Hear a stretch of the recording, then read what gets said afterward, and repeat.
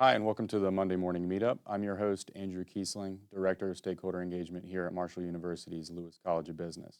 In this series, we'll have short, insightful conversations with some of our innovative alumni, business leaders, and more. The goal of this series is to spotlight these remarkable individuals, give you a closer look at their stories, and hopefully inspire you with some of their achievements. Without further ado, welcome our first guest, Ms. Katy Spears. Katy Spears graduated from Lewis College of Business in 2022 after just 2 years on campus with a bachelor's in entrepreneurship.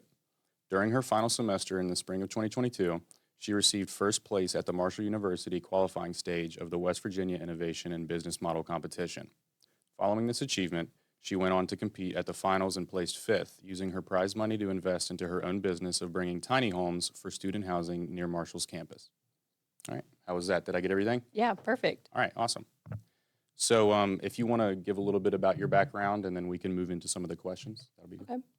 S- well, so I grew up in Chesapeake, Ohio, just right across the river from Marshall. I grew up going to all the Marshall football games and basketball games. I graduated in the wonderful year 2020, and that's when I, started going to class, not on campus. And then I moved in with 5 roommates on campus at Marshall, and I think those 5 roommates are kind of what helped me get to where I am today. Nice. So we'll go into some kind of off the beat kind of questions just to break the ice a little bit and to let our viewers get to know you a little bit better. Okay. So what are you passionate about? What am I passionate about? I really want to help people. I know in our area, housing is a big problem. So that's what kind of encouraged this idea is I wanted to make affordable housing. So I want to get these first couple off the ground, help out college students that struggle to find housing. And then in the future, I want to, break out a little bit farther and maybe get into affordable housing for, I know Stepping Stones just did the housing for homeless veterans. So something like that I'd like to do in the future. That's awesome. And I'm sure living with 5 roommates, you kind of have the idea of what a landlord should be and shouldn't be, right? Yes, Yeah, yes. so you have that down. I learned what I needed in an apartment and what I didn't need, Yeah. and I knew I didn't want roommates again, Oh, even yeah. though I love them. 5 people sharing 1 living room and 2 bathrooms is a lot. Oh yeah, I've been there. I've lived with 4 other people as well, so I get the whole thing of trying to share like 1 Yep. or 2 bathrooms, and then everybody has their own thing going on, and Yep. all this stuff strewn about the house. Yeah, it was I had not met any of them beforehand. really So, yeah, I got really lucky. We still hang out all the time. We're always nice. texting. So, I got really lucky to be put in a room with them. All right, so who are some inspiring figures to you, and why? Inspiring figures. Well, I grew up with a lot of strong women in my life. My mom is a strong, independent woman. She's a physics teacher with her master's degree. She started a school over in Ohio. So, kind of trying to follow in her footsteps and try to do something awesome. My grandma, the same way. We grew up on a farm, and she would be the one out there on the tractor, taking in the soybeans and the corn. So, being a strong, independent woman has kind of been in the forefront of what I want to do for a long time. That's awesome. Who would your dream collaboration? Who would be your dream collaboration figure on a project, and why? So like any entrepreneurial endeavor or something like that. That's a good question. I of course would love to partner with Marshall and get their face kind of on what I'm doing. There's a lot that I've been looking at where I could fit over 60 houses, but I know that's something that I can't do just on my own. But even just working on this open house that I have coming up, I wanted to look at different small businesses, local businesses that I could partner with. I've reached out to different floral companies to see if they would have like bouquets there, photographers and stuff like that. So trying to something that fits the image of local and efficient, like energy efficient. Because I want to get more green in the future too, having solar panels.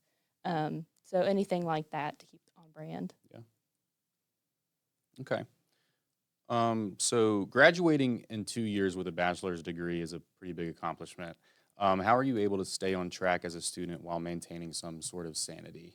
It was tough. So I graduated high school with 61 college credit hours, so that's what helped me get that boost. But then once I started school, I was working 35 hours a week. I was working at Target at the time, and I I don't I don't know how I kept my sanity, Yeah. honestly. And right now I'm working 40 hours a week, and then as soon as I get off work, I go to the tiny homes and I'm laying tile or something like that until 9 at night. So I don't know how I've kept it this long. So you're actually doing a lot of the work inside the homes yourself Yeah, too. So you're like laying tile. Oh wow. Okay. So did you have to like learn how to do that, or like did you? Well, obviously, you'd have to learn how to do that, but like, how did you learn how to do that? Like, was that something you had known I've before, kind of or just dove in head first and kind of learned as I went. okay? There's only been a few things that I haven't had my hands on. Plumbing, electric, and the footer are the only things that I haven't done. I've put on the siding. I helped with the roof, but I didn't do as much there. Um, Hanging the drywall, finishing the drywall, So painting, laying the flooring. But in the city of Huntington, you are required to be licensed in order to do any work, even if you own the property. So I had to get my general contractor's license, and that's how I have been able to head this whole project. And then also have the Cabell County Trade School. They did all the framing for me. So in order for them to do that free prefabricating, they worked under my license in a way. okay. So what was the process in getting your license for that? Like, It wasn't as bad as I thought it was going to be. Some licenses do require some experience, but the general contractor's license, there's two tests that you have to take, one being business and law, which thankfully I've learned a lot about that at Marshall. yeah, So that one wasn't as bad. I passed that one on my first try. But then there's also just the general contracting license where you have to read the entire International Building Code and memorize as much as you can. Thankfully, it's open book, and well, there's 5 different books that you have to have open at the same time. I imagine. But it just took me a couple months reading those textbooks every night. Yeah. Yeah. So how long was this entire process to get your license? Like several months, like a year? Well, just a month or two. I Oh, think I really? ordered the books off Amazon. And as soon as they came in, I started reading them. And then you just take the test online. If you log onto the website, you can take it the next day if you want to. So I was able to schedule it on like Saturday, read all week, take the test. Yeah. Oh, you're a go-getter, that's for sure. So what made you choose entrepreneurship as your major? So like obviously you have that entrepreneurial spirit, but like what are some factors that may have imprinted on you early on to kind of guide you on this path? I, like any other student, went through a few different degrees. I didn't have as much time to, decide which one I wanted, but I actually at first wanted to do actuarial science, Okay. which don't ask me what that is. I I was just about to say, Googled, what is that? I Googled high-paying jobs that involve math because I knew I liked math, and Yeah. that popped up. So I was actually preparing to do that while I was taking classes in high school. I was taking extra math classes. I took calculus in high school, and I ended up not even needing them because I decided I didn't want to do that. And then I was just going to do accounting because I was like, I like math and I can stay at Marshall. Um, and then I was trying to start my own t-shirt business at the time. I was selling shirts to the kids at my school. And I was like, I really enjoy working for myself. I'd like to, even if it's not this, in the future, I'd want to work for myself, do something on my own. So when I saw that Marshall had that degree, and I think it was fairly new, I just hopped on that and glad I did it. Yeah. So, tacking on to that a little bit, how did our entrepreneurial program prepare you like for a future as an entrepreneur? Yeah, and even when I first got into that degree, my parents were also like a little nervous. Like, if you're wanting to major in doing something on your own, Mhm. what if that doesn't happen? Is this going to prepare you for a different job, even if you want a job before you were to work for yourself? And it prepared me in a lot more ways than I expected. Is I like to call it the utility player of degrees. You're Yeah, taking accounting, you're taking finance, marketing, a little bit of everything. yeah, So it really prepared me not only to be covering my own finances right now and doing my accounting, but I also have another job where I'm doing everything for them. And I'm just really glad that I got that degree. yeah. Olin York is the best professor ever. I had him Great for guy. multiple classes, and he would ask questions just to really stimulate your mind and get you thinking. And it really opened up my eyes and my mind to a lot of ideas. He is a great guy. Oh yeah. So following along with him, can you tell us a little bit more about the West Virginia Innovation and Business Model Competition and how that helped you make your initial model a reality? Yeah, definitely. So a lot of it we did in class. We were working on creating a business model, and he would ask us questions like, "What are problems that you face? Think of people close to you in your life, and what problems do they face?" So this is where I came into. Well, I have these 5 roommates, and we're about to move out.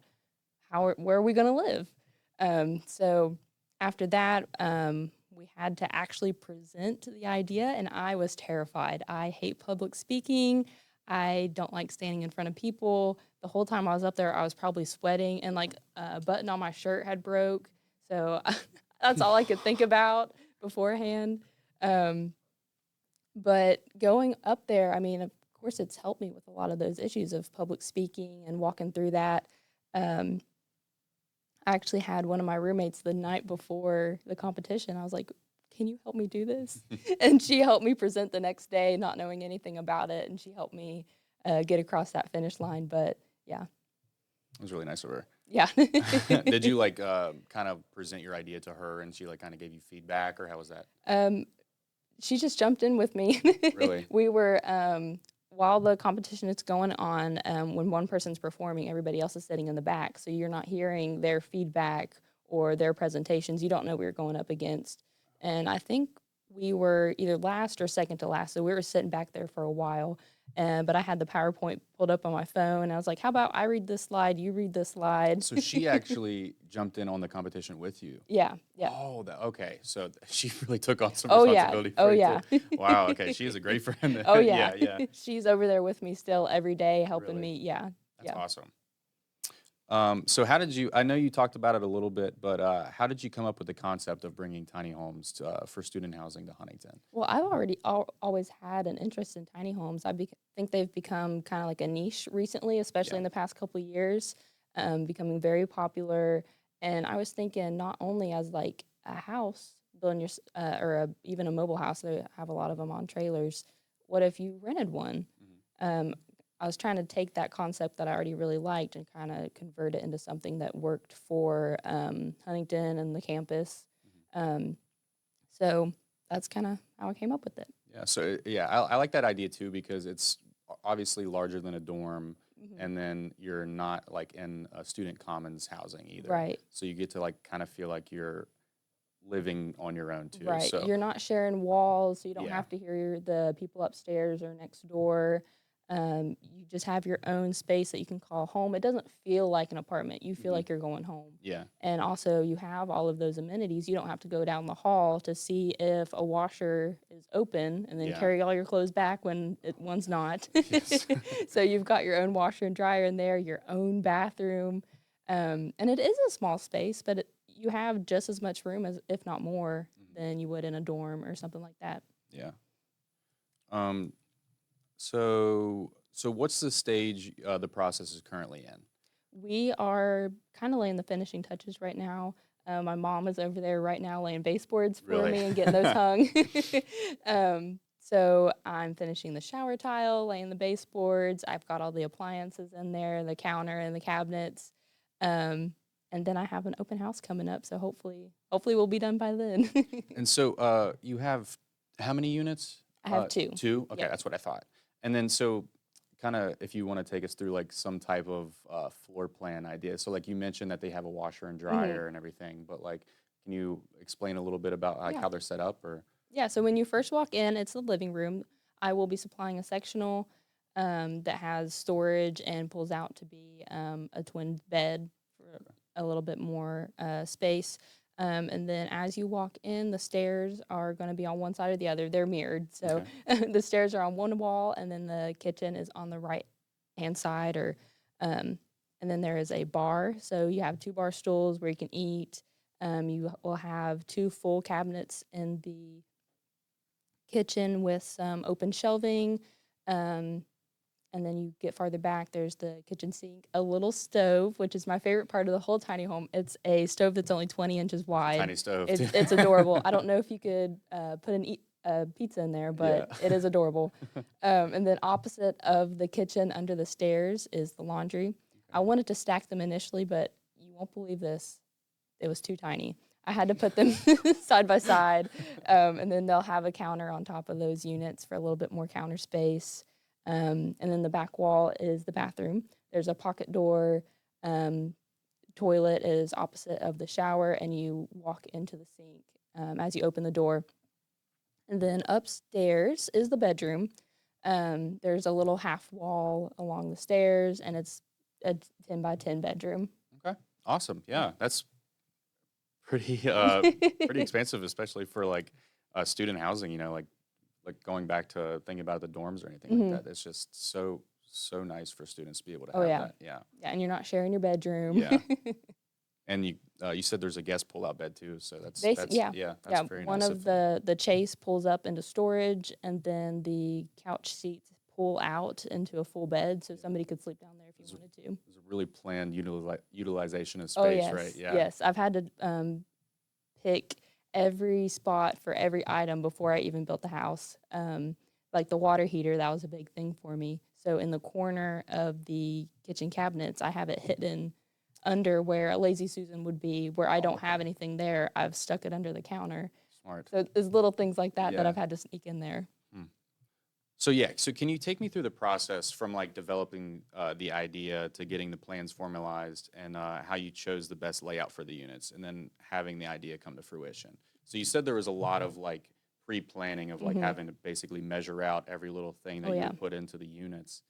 So can you just take me through that process a little bit? Or? So I, of course, did this project in the spring of 22. In the spring of 23, I was like, I might actually be able to do this. So that's when I started putting plans together. So I had to lay out every single item, make sure it was actually going to work. Because there was a lot of things I didn't think of at first. Where's my water heater going to go? What kind of AC am I going to have?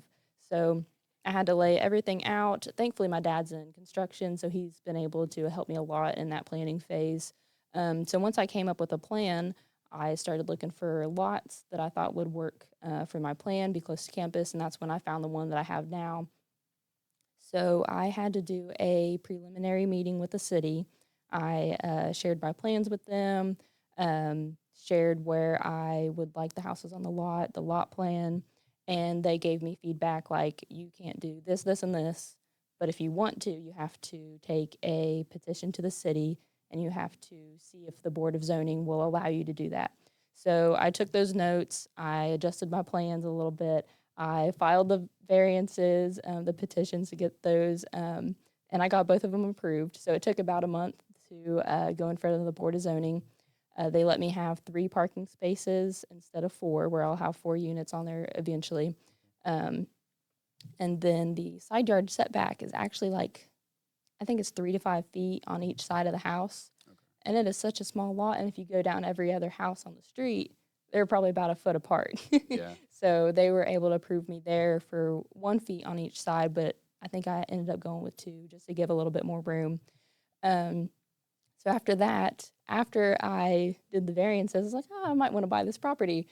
And it was already, there was already a bid on it. Somebody had already submitted an offer, but exciting news, I got it. Oh, yeah. I guess that buyer had been taking a little while to sign the paperwork, so I ended up getting it. And then it was just a slow process of waiting, figure out what I can do. I went to Lowe's, and they helped me get quotes for how much it would cost. I was reaching out to contractors, banks, trying to get a loan. And then I started taking down this nasty tree on the lot. I put in a new water meter out front. And then I kind of got started towards the end of the year, probably like September or November. I was able to finally say, all right, go ahead and get these walls built. So in January, all the walls were prefabricated. My guy laying the footers was able to break ground in January. And then I was finally able to go over and get all the walls up in in April. Awesome. It's just been a slow Yeah, process. but it's worth it, right? Like, Oh, yeah. that go-getter attitude, right? You got the vid, you got the lot. Yep. So what was your favorite part of this process? I actually have enjoyed the construction way more than I thought I would. I came into it thinking, okay, I'll do what I need to do now, save myself some money, get these done. But now I've enjoyed this so much. I want to build the next two. I Yeah. loved hanging the siding, finishing the drywall, a little bit of everything. I've enjoyed it way more than I thought I would. And it makes you feel like that was actually like you did that, right? Oh, yeah. So like you have that so much more like, I guess, love for it, right? Yeah, and I can honestly say blood, sweat, and tears went into Yeah. these tiny homes. I'm sure. I'm sure. And now seeing those finishing touches go in, laying the tile, putting the cabinet pulls on the cabinets and finishing the countertops, it's all starting to come together, and it's Yeah. just, it's great to see. Yeah, I was about to ask you, like, what was the this is actually like happening. This is like all coming together. What was that moment for you? I don't know if I've had it yet. I'm Yeah. still freaking out a little bit. Every day I go over there and I'm like, oh, am I going to get it done? Yeah. You know, I'm still stressing myself out a little bit. But recently I've been going through my pictures and looking at, I took a video showing the whole kitchen with the laundry, and it's actually starting to look done. And I was like, oh my gosh, there wasn't anything here a few months ago. Yeah, with those like pictures and videos of like that progress, it's so much easier to see all the work you put into it. Yeah, for sure. yeah. So like, what roadblocks did you run into, if you did, and what resources did you utilize like to help guide you along? I have actually contacted a lot of my old professors through this whole process. Really? Of course, Olin York, Kevin Levine, and I think I may have even contacted Casey Baker too about some legal stuff that I was going through. I can't remember what it was. But I have had a lot of roadblocks, unfortunately. The first being those petitions with the city of Huntington. I actually struggled for a while to get a loan for the idea. You know, I would bring in Marshall and tell him that I won this competition. I've already bought the land. I just, you know, need help getting it off the ground. And a lot of people, unfortunately, when I would call the bank, I think they would hear my voice on the other side of the line, and they immediately Dismissive. yeah. I had one guy breaking down my entire paycheck and telling me that if I got the loan, I would only be living off of $50 a week, and could I eat off of that? And you know, little things like that. I think I talked to 6 or 7 different banks, and then I finally had a bank that approved me for the loan, and I was all set to go. And then a week later, they said they'd ran out of money for the year due to they were having a merger or something like that. So then I had to walk it back. It's been a lot. I had contractors lined up to actually do the work for me, and then I found out that, well, we'll just say that his quote for just the shell of the house, just everything exterior, is going to cost more than what I've finished both of them for. So little things like that set me Trying back. to take advantage. Yeah.